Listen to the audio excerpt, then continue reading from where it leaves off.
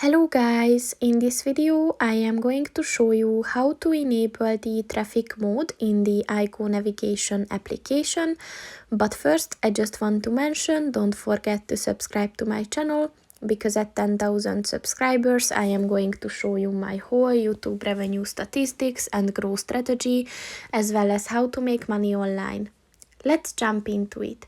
First of all, open the application on your phone. And then click on the three lines at the bottom of the page on the right. And then scroll down and click on the settings button. And then click on the traffic button. And within this section, here's the traffic mode at the top of the page. So if you want to enable it, just click on the white square next to it. And once it turns green, this function is enabled. So that's pretty much it for this video, guys. See you in the next one. Goodbye.